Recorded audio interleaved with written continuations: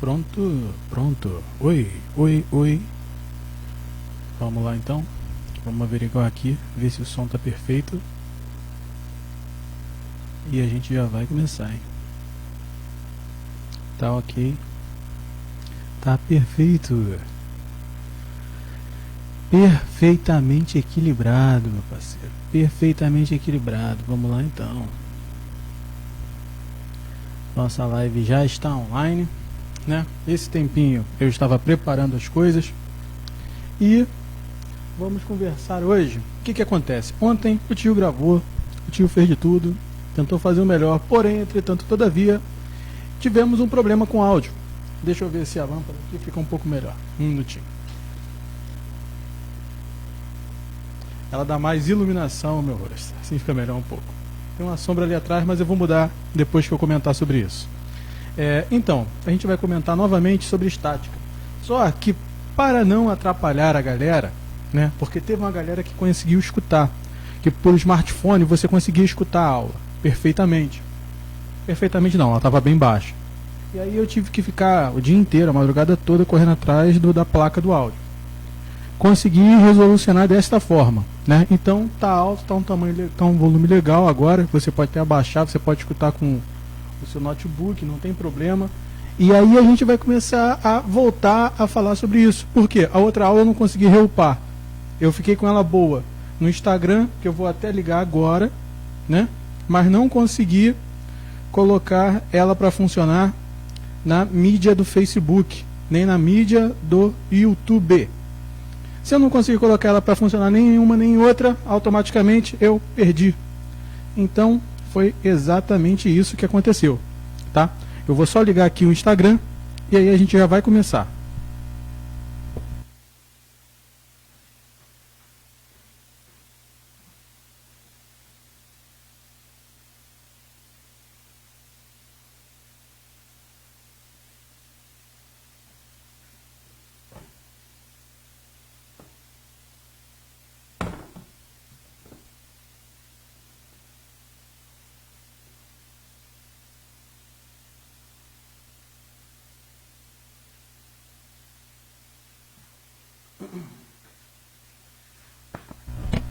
Então vamos lá, que o tempo é curto. O tempo é curto e estamos aqui exatamente para conversar sobre as maravilhas da física. Nossa aula de matemática vai ficar, então, para uma próxima vez. Hoje seria a matemática, porém, entretanto, todavia, né, não se pode fazer tudo ao mesmo tempo.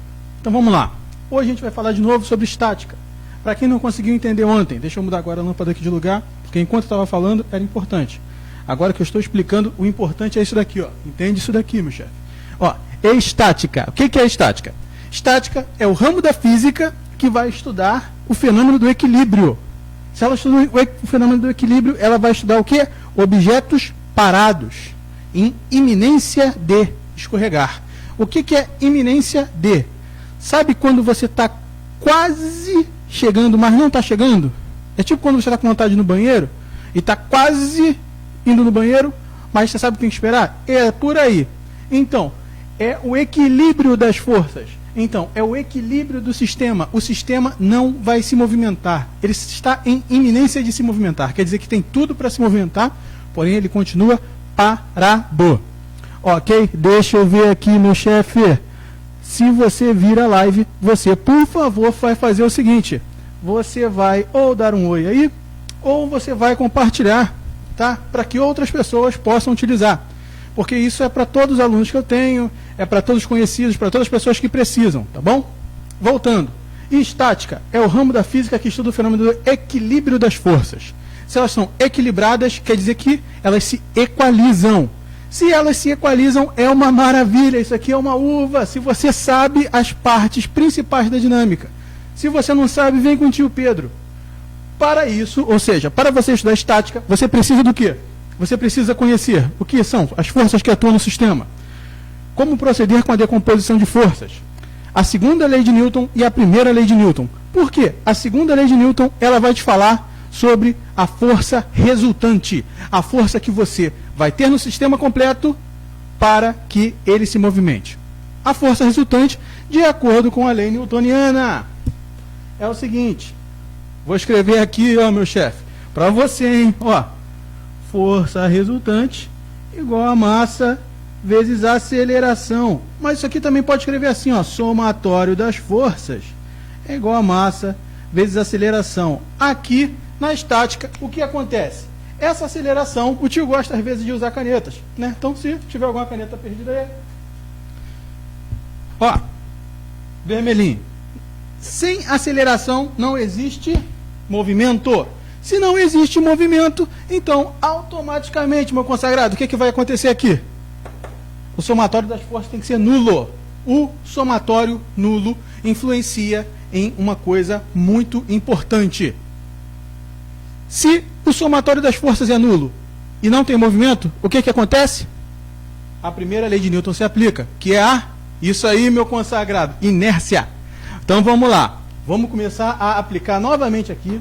Qualquer dúvida que você tiver, manda um zap, manda um sinal de fumaça, manda uma mensagem para o tio vai explicar de novo e não tem algum problema, não tem nenhum, tá bom? Vamos lá. No exemplo, eu deixei uma lista para quem quiser, né? Lógico, os alunos que eu dou aula no colégio vão ser obrigados a fazer a lista, porque isso aí vai cair na prova. Mas se você está estudando para o Enem, né? Estou aqui para te ajudar. Você é uma pessoa iluminada, já estou orando por você. Então, no exemplo que eu estou usando, são os exercícios V2 e V3, tá legal? Nesses exercícios, a gente vai conseguir explicar algumas coisas. Primeiro exercício, vou ler com você, meu consagrado, mas é claro, ó, primeiro exercício que eu peguei é o V2. No sistema em equilíbrio, o corpo A tem peso 30. Os fios e as polias são ideais. Determine o peso de B e a intensidade da força de tração no fio. Beleza, tá tranquilo, tá legal, tá uma maravilha, tá uma maravilha. O que acontece aqui? Primeira coisa, viu que ele falou que os fios são ideais? Se os fios são ideais, o que significa é o seguinte, não é igual aquela linha de pipa que tu solta, não é igual o varal da mamãe, não é igual o carretel da linha que você costura, a tua calça que rasgou. Não é isso, presta atenção no tio agora. Quer dizer que essa linha aqui é homogênea, quer dizer que em cada ponto ela tem a mesma quantidade de material, quer dizer que você aplicando uma força em cada ponto vai ser a mesma coisa, E isso, para efeito de conta, é muito importante. E ainda tem mais uma informação, se ela é perfeita, quer dizer que ela não possui peso. Isso acontece no mundo real, Pedro? Não. Só que para efeito de conta, a gente calcula assim. Tá entendendo? E aí depois a gente faz uma aplicação, que é o chamado erro. Tá bom? Então, você sempre vai calcular assim. Você vai ver isso na construção civil, você vai ver isso na construção mecânica, você vai ver isso na construção de barco, entendeu? Na construção de avião, você vai ver dessa forma. Show de bola, tranquilo, legal. Não se preocupa, porque estamos aqui. Vamos lá. Ele falou que você tem um peso A, que pesa 30 newtons. 30 newtons. Tá ali, ó, 30 newtons bonitão. O que acontece? Essa polia, que eu não comentei, né? Verdade. A polia, se ela é ideal, ela não interfere, a rotação dela não tem atrito, e outra coisa, ela passa integralmente a força. O grande diferencial da polia. Lembra comigo, nas primeiras aulas a gente viu isso. Lembra que quando a gente viu corrente elétrica, eu falei para desenhar, olha aqui, não tem nada para cima, não tem nada para o lado. Então o que a gente faz? Essa força é totalmente passada, essa força é totalmente transmitida, porque a polia é perfeita. Se ela é perfeita, ela faz isso. Uma polia, você consegue transmitir a força. A partir de uma polia, dependendo de como ela esteja, né? O tio uma hora vai falar sobre isso, não no momento, porque o momento a gente está falando sobre estática, né? Mas saiba, se você tivesse uma polia móvel aqui, ela reduziria o peso na metade. Então, se aparecer algum exercício, o tio já falou, fica tranquilo, respira fundo e aí a gente chega lá. Tá bom? O som eu acho que hoje está tranquilo, pelo menos eu estou falando alto aqui e eu estou vendo aqui, ó, de acordo com o monitor de áudio, o som está muito bom, né? Continuemos, pois, então, caros amigos fidalgos. Ó, na letra A, ele quer que você ache o peso de B, tá? E na letra B, ele quer que você ache a tensão. Só que pensa comigo, não é mais fácil você achar a tensão na corda? Por quê? O tio tinha falado ontem que a tensão, ela sempre vai estar concentrada nos fios. Vê bem aqui, ó. Esse pezinho A puxa a corda para baixo. Essa tensão é transmitida para cá. Por que que ela não vem mais para cá e não cai mais para lá? Por quê? Você tem uma tensão de resposta. Só que essa tensão de resposta, ela está aqui no T1. Lembra ali, ó, que eu falei no ponto 2? Você vai ter que proceder com a decomposição, meu consagrado. Procedendo com a decomposição. Como a gente faz? Olha o triângulo. Olha que coisa bonita. Olha que coisa legal. Está aqui o triângulo, né? T1 é a hipotenusa. Olha aqui, ele está aqui. T1x é do eixo X, do eixo das abscissas, do eixo horizontal. Está aqui, ó, deitadinho.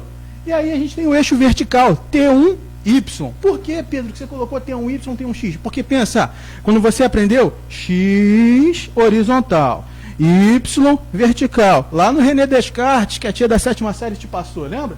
Então, vamos voltar aqui, ó. T1 é a hipotenusa do triângulo, T1y é um cateto, T1x é outro cateto. Vê bem, vê bem, vê bem, vê bem. A gente poderia pensar de duas formas. Se aqui eu tenho um ângulo de 90, tá bom?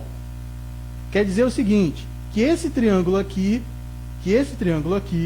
vai ter um ângulo de 90 aqui. Pensa comigo. Se aqui tem 90, aqui tem 90, aqui tem 90, oposto pelo vértice. Só que aqui ele corta, né? A gente sabe o quanto ele corta? Não, mas olha aqui, ó. 90 com esse carinha aqui, mais esse carinha aqui, vai dar 90, certo? Esse carinha aqui vai dar 90. Pá. Se a gente prolongar até aqui, ó. Deu 90 aqui, ó. Né? Então a gente tem um triângulo. 90 aqui em cima também, ó. 90, 60. Um triângulo tem um ângulo interno somado no valor de quanto, meu querido? Vê se não é 60 mais 90, vai me dar quanto? Vai me dar 150. Só que eu preciso de 180. 180, não esquece. Todo triângulo somado os ângulos internos tem 180. Meu consagrado, aí sim, esse cara vai passar para o Enem. Esse cara é o melhor. 60, mais quanto para dar 90, então? 30. 150 mais 30 também vai me dar o que eu quero, que são os 90. 180, perdão. Então eu sei que esse ângulo aqui mede 30 graus. Posso utilizá-lo, ou posso utilizar o 60. Só que vê bem, ó. Se eu desmembrei T1y, eu já sei que T1y está para cima. Ele está respondendo quem? Está respondendo o peso. Ó, T1y respondendo o peso. E T1x respondendo T2. Então eu tenho duas equações interessantes aqui, ó. T1y vai ser igual ao peso, porque os dois estão na vertical, e a soma das forças tem que dar zero. E T1x respondendo a tensão T2. Até aí, ok. Por que que o tio começou com a tensão T2? Veja bem, meu consagrado, veja bem, meu faixa preta. Tá aqui, ó, 30 newtons. Se eu estou transmitindo direto, eu já sei quanto vale T2. Foi por isso que eu comecei dessa forma. Começando dessa forma, a gente consegue chegar melhor ao nosso objetivo. Compreendes? Então, no exemplo, a gente pode pegar aqui, ó. T2 é 30. Transmiti os 30, ó. Puxei aqui a cordinha, 30. Os 30 foram direto para lá. Então, T2 igual a 30. Ok. E T1? X, como é que a gente calcula? Vê bem. Presta atenção que agora isso é importante. Os 60 graus estão aqui, né? A gente vai usar o artifício do seno. Por quê? Seno é cateto oposto sobre hipotenusa. Então, seno, cateto oposto sobre hipotenusa. Beleza. Seno de 60 igual T1x, que é o cateto oposto. Por que aquele oposto? Porque está de frente, meu amigo. Sobre a hipotenusa, que é T1.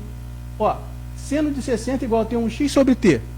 Passa esse T1 aqui para lá multiplicando. Fica seno de 60 vezes T1 igual T1x.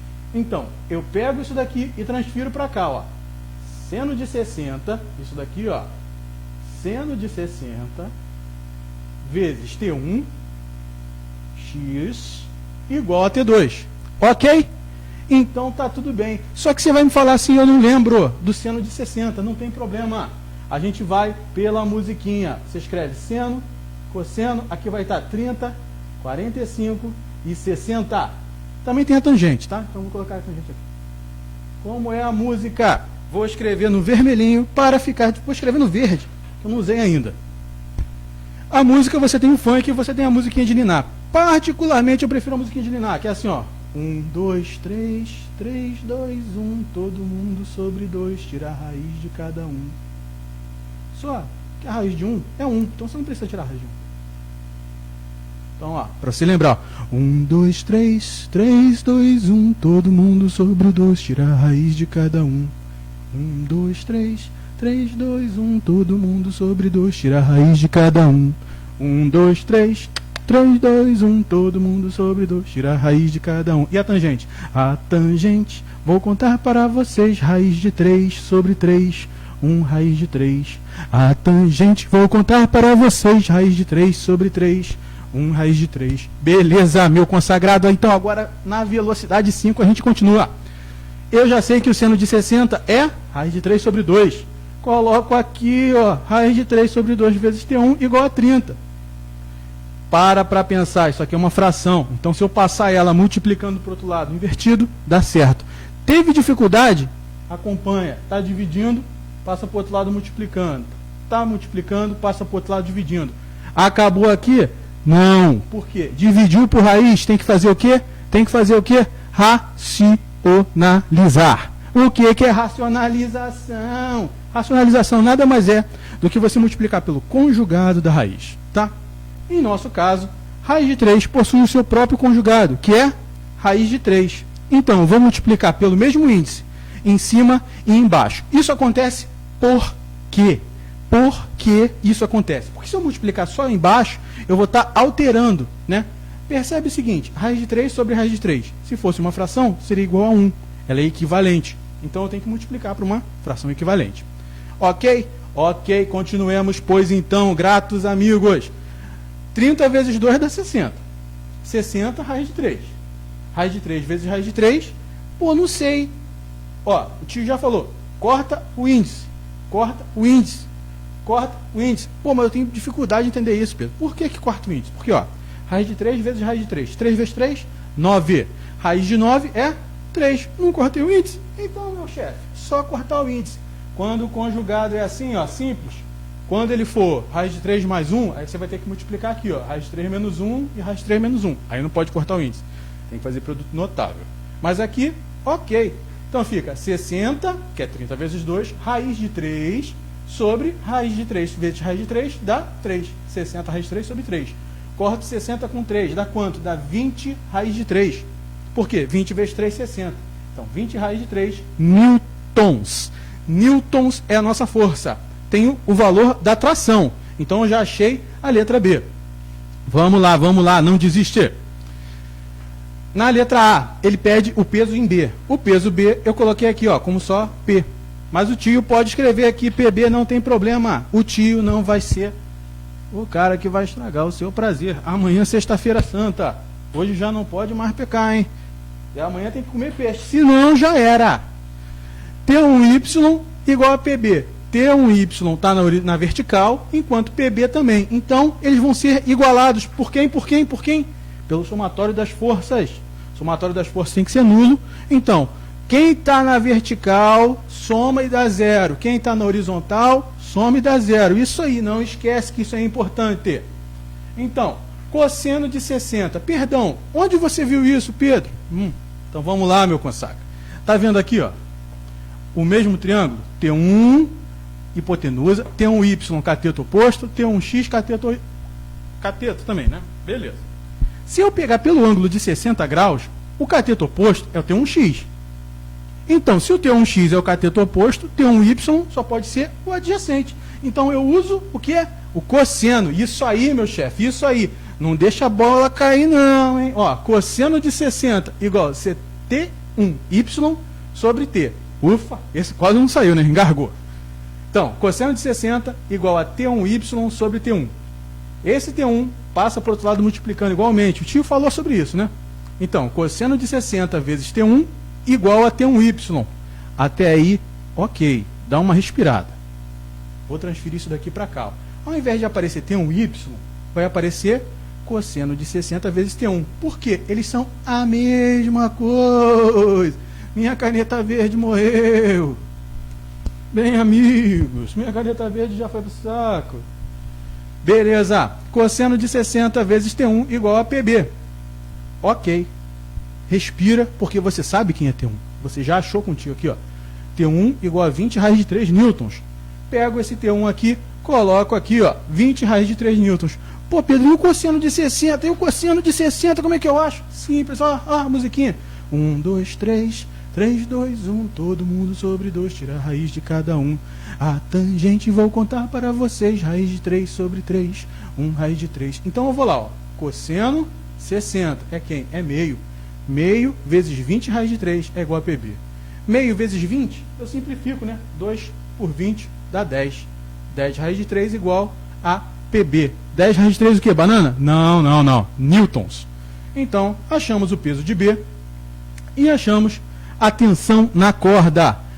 Se ficou complicado, meu chefe, dá uma descansada, toma um pouco d'água, porque agora vai ser mais pauleira ainda. Não tem como, não tem como. O Enem vai chegar, o Enem vai ser de forma digital. Ainda te falo mais, hein? Vai ter que saber usar o PowerPoint. Se não souber, já era, já era. Vai deixar sua vaga lá. Não pode acontecer. Por isso o tio Pedro está aqui, para você não deixar sua vaga no Enem. Então vamos no V3, tá? Vou ler o V3 para vocês. V3. Nas situações mostradas ao lado, a luminária de peso P está em equilíbrio, presa em 2 fios supostos ideais. Em qual das situações as forças de tração nesses fios são mais intensas? Vamos ver onde elas são mais intensas, meu chefe. Onde são mais intensas? Desenhei a situação 1 e a situação 2. O ângulo alfa e o ângulo beta. Perceba, o ângulo alfa, ele é menor que o ângulo beta. Olha a abertura, olha a abertura. Então, alfa menor do que beta, tá ok? Beleza. Atenção, atenção, atenção. Não só a tensão da corda, a tensão da sua mente também. Vamos lá. A tensão da corda, ela vai responder ao peso, certo? Então aqui a gente vai ter, ó, T1 e T2, um para cada corda. Aqui também, T1 e T2. Vou trabalhar com letrinhas. Se chama recurso algébrico. Vamos trabalhar o recurso algébrico e aí a gente aplica para as duas, tá bom? Vou usar o exemplo de alfa. A gente não sabe quanto vale alfa e beta. Se eu tenho aqui, ó, T1 e T2, esses decompostos de T1 e T2 que vão responder ao P. Por quê? Só na vertical que se responde. E o horizontal de T2 e T1 vão se autorresponder. Beleza. Como eles se autorrespondem e como os ângulos são iguais, a gente vê, ó, T1x vai ser igual a T2x, T1y tem que ser igual a T2y, porque os ângulos são iguais, percebe? Os ângulos são iguais. Isso aqui é um tipo de triângulo, que se chama isósceles. Você tem 3 tipos, isósceles, escaleno e equilátero. Esse aqui é um isósceles, 2 lados iguais. Se os 2 lados iguais, as forças são igualmente redistribuídas. Que bonito, que legal. Então, eu já sei que T1 e T2 são iguais. E T1x e T2x, perdão, T1y e T2y,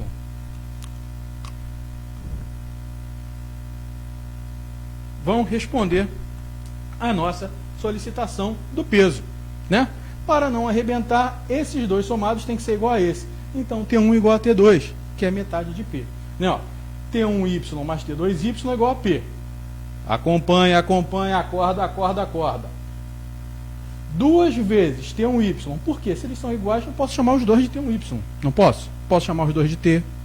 Posso fazer o que eu quiser nesse sentido, porque os dois são iguais. Então, isso daqui, se eu quiser chamar de T ou banana, uma banana mais 2 bananas. Uma banana mais uma banana, 2 bananas. Então, TY mais TY, 2TY. Isso é igual ao peso. Então, isso significa que 1 TY equivale à metade do peso. Tá tranquilo? Respira se não conseguir, porque agora vai ficar frenético. Beleza. E como a gente calcula? Vamos usar isso daqui de novo, ó. TY. Só que aqui, o tio já desenhou. A relação é a seguinte, em alfa. Aqui está o alfa. Aqui embaixo também vai estar o alfa. Por quê? aqui vai valer alfa, aqui vai valer alfa. Então, alfa T1y, alfa T1x. E o T1, que é a hipotenusa. Respira. Então, vou usar o seno, porque eu quero saber T1. Seno é cateto oposto sobre hipotenusa. Seno alfa é igual a cateto oposto sobre hipotenusa, tá? Então, só que eu vou inverter isso daqui, ó. Seno alfa vezes T1 igual a T1y, igual o tio fez aqui. Beleza, beleza, legal, legal. Só que seno alfa vezes T1 igual a T1y. Só que tem um problema. Eu não quero saber quem é T1y, eu quero saber quem é T1. Então eu pego esse valor do seno e desço. Eu vou cair nessa equação aqui, ó. Nessa equação aqui. T1y sobre seno alfa igual a T1. Ok, legal. O que isso vai me influenciar, Pedro? Vai te influenciar muito. Por quê? Vou substituir o T1 por P sobre 2. Quando ele substitui por P sobre 2, ele multiplica esse seno aqui. Tá? Então, se eu tiver T1 é igual a P sobre 2, de 2 pontinhos de divisão, seno alfa, eu repito a primeira vezes o inverso da segunda, 1 sobre seno alfa. E aí eu vou ter isso daqui. Ok, com isso daqui eu consigo resolver, né?